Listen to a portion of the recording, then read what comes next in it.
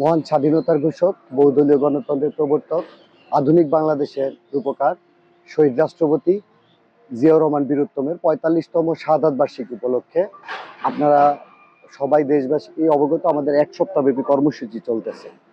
মিলাদ দোয়া মাহফিলের পাশাপাশি বিভিন্ন সামাজিক উন্নয়নমূলক কর্মকাণ্ড আমাদের পাশাপাশি চলতেছে। তো আমাদের হচ্ছে কি, আমরা আজকে ছাত্রদল উদ্যোগ নিয়েছি। আমাদের একদম আপনারা যদি একটু সামনে দেখেন, এখানে নরসিংদী সরকারি মহিলা কলেজ, পাশাপাশি এখানে আমাদের আরেকটি গার্লস স্কুল আছে। আর এই যে পুকুরটা, এই পুকুরটা আসলে এখন অনেকটা পরিষ্কার হয়ে আছে। এটা আসলে একটা পরিত্যক্ত, একদম পরিত্যক্ত অবস্থায় ছিল। এটাতে হিন্দু সম্প্রদায়ের অনেকে, আমরা আমাদের ছোটবেলায় দেখেছি যে গোসল করতো, কিন্তু এখন এটা একদম ব্যবহার অনুপযোগী। আমাদের বিএনপি ভারপ্রাপ্ত চেয়ারম্যান তারেক রহমানের নির্দেশে, বিএনপির চেয়ারম্যান তারেক রহমানের নির্দেশে সারা বাংলাদেশে এরকম ডোবা নালা, আপনারা জানেন উনি রাষ্ট্র বিএনপি আমাদের যখন রাজনৈতিক দল হিসেবে রাষ্ট্র পরিচালনার ক্ষমতা আসলো, আমাদের খাল খননের উদ্যোগ দিয়েছে। পাশাপাশি ডোবা নালা এগুলা যেগুলো অব্যবহৃত আছে, তার ধারাবাহিকতা আমাদের নরসিংদী জেলা বিএনপির সংগ্রামী সভাপতি, এই সদর আসনের নির্বাচিত সংসদ সদস্য জনাব খায়রুল কবির খোকন ভাই, ওনার নির্দেশে আমরা নরসিংদী জেলা শহরের এটি সবচেয়ে গুরুত্বপূর্ণ এবং সবচেয়ে অকেজু বা অকার্যকর পুকুর যেটা, এটাকে আমরা ব্যবহার উপযোগী করার জন্য আমরা ছাত্রদল উদ্যোগ নিয়েছি। আমরা ছাত্রদলের সকল পর্যায়ের নরসিংদী জেলা ছাত্রদল, নরসিংদী সরকারি কলেজ সদর এবং শহর ছাত্রদলের নেতৃবৃন্দ সকাল ৮টা থেকে আমাদের এখানে মেশিনারিজের পাশাপাশি আমাদের লোকবল দিয়ে আমরা নিজস্ব তত্ত্বাবধানে এটা আমরা পরিষ্কারের ব্যবস্থা নিয়েছি। এটা হয়তো আগামী ২-৩ দিনের মধ্যে এটি আমরা খুব একটা পর্যায়ে নিয়ে আসতে পারবো। এবং এখানে যেহেতু মহিলা কলেজ আছে, আমরা যে ময়লার দুর্গন্ধর অভিভাবকরা যারা আছেন, আসলে এই কাজটা আমরা নিজেরা স্বপ্রণোদিত হয়ে করতেছি। কারণ আমাদের শহীদ রাষ্ট্রপতি জিয়াউর রহমান নিজেও শ্রমিকের ন্যায়, উনি রাষ্ট্রপতি থাকা অবস্থা আপনারা দেখেছেন যে উনি নিজে খাল খনন করেছে।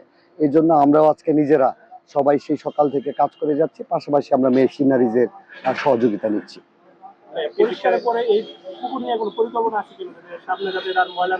হ্যাঁ, অবশ্যই আমরা আমাদের জেলা ছাত্র দলের পক্ষ থেকে আহ্বানপূর্বক কিছু সাইনবোর্ড আমরা এখানে আমরা লাগিয়ে দিব পুকুরের পাড়গুলাতে। আমরা আহ্বান জানাবো শহরবাসীকে বা এই এলাকাবাসীকে, ওনারা যেন ময়লা ফেলে এই পুকুরকে আবার পূর্বের ন্যায়, পূর্বের অবস্থায় যাতে নিয়ে না যায়।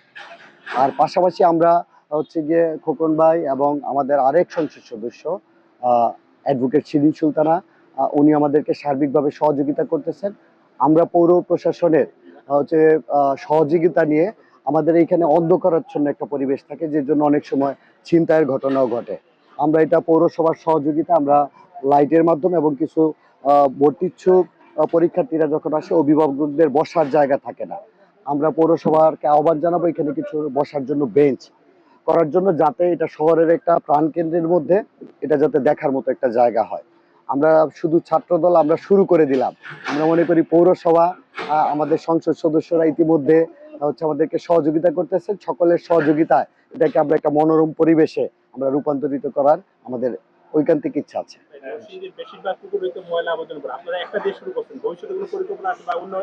আমরা মনে করি আমরা যারা রেগুলার ছাত্র আছি, আপনি যদি দেখেন বিগত জুলাই আগস্টের আন্দোলনে ছাত্ররা একটা আন্দোলন শুরু করেছিল, সেটাতে কিন্তু সকল অভিভাবক, সকল শ্রেণীর দলমত নির্বিশেষে আপনার গিয়ে শ্রমিক জনতা সবার এই জন্য আমরা ছাত্র কনিষ্ঠ হিসাবে আমরা আসলে উদ্যোগ নিয়েছি।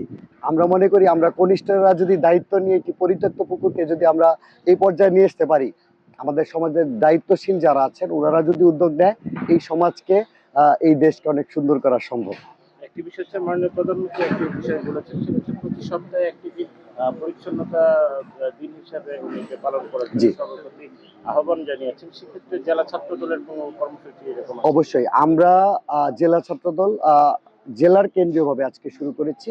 আমরা জেলার আমাদের 7টা থানা, 6টা পৌরসভার সকল নেতা কর্মীদেরকে আমরা আহ্বান জানাবো, সবাই যাতে একইভাবে যেখানে ব্যবহার অনুপযোগী এরকম পুকুর আছে, সবাই যাতে ছাত্র দলের নেতা কর্মীরা যাতে যার যার নিজ নিজ এলাকাতে পরিষ্কারের উদ্যোগ গ্রহণ করে। ভাই, আপনারা আসলে আজকে কিভাবে পরিষ্কারটা করলেন? আমরা দেখলাম যে আপনি কাজ করছেন, আপনার নেতা কর্মীরা আসলে এই কাজ করছে কিনা একটু বলেন। হ্যাঁ, আজকে আমরা আসলে এখানে যেই নিজেদের লেবার দেওয়ার শারীরিক পরিশ্রমের বিষয়টা যেটা, আমরা ছাত্র নেতারা করতেছি, আর আমরা কিছু মেশিনারিজের, যেহেতু এটা একদম ভয়াবহ পর্যায়ে খারাপ অবস্থায় ছিল, আমরা কিছু মেশিনারিজের পাশাপাশি সহযোগিতা নিয়েছি।